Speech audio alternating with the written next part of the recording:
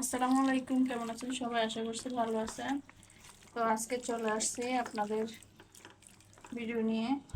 আজকে রান্না করতেছে, যে হাঁসের মাংস রান্না করতেছে। আগে হাতে মাখাই, তারপরে বসাবো। এই যে হাতের মাংস, হাতের মাংস বেশি। হাঁসের মাংস, তোমার হাতের মাংস ঠিক আছে, হাতে রান্না করতেছে, তার মানে এই না যে এটা হাতের মাংস, এটা হাঁসের মাংস। সরি, এক ধাক্কা দূর হয়েছে। আচ্ছা, এখন একটু বসে, হ্যাঁ, ইয়ে করে এলাম, তো পরে দিই। একটু ম্যারিনেট করে করবা। হুম, কত মিনিট? এই যে 10-15 মিনিট। সবাই 300 ফিট যে হাঁসের মাংস খায়, আর আমি আমার বাসায় হাঁসের মাংস রান্না করলাম। আচ্ছা, দেখেন, মাত্র কষাইতেছি, তারপরে এখন কালার চলে আসছে। এই যে অনেক সুন্দর কালার আসছে না? সমস্যা হচ্ছে আমি চিতল পিঠা বানাইতে পারি না। চিতল পিঠা দিয়ে আমার এই হাঁসের মাংস খুব ভালো লাগে। আম্মা থাকলেন, আমার মা থাকলেন, হয়তো আমার মা কি সুন্দর পিঠা বানায়। আসলে কি বলবো, আমি তো কিছুই করতে পারি না, পিঠা নাস্তা আমি বানাইতে পারি না।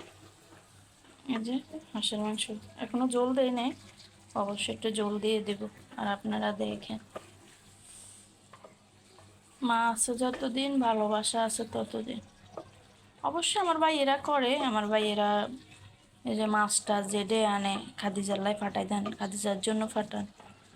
আল্লাহ দুই ভাইয়েরে সুস্থ রাখুক, ভালো রাখুক। এরকম কয়জনের ফ্যামিলিতে আছে ভাইয়েরা এত ভালোবাসা দেয়।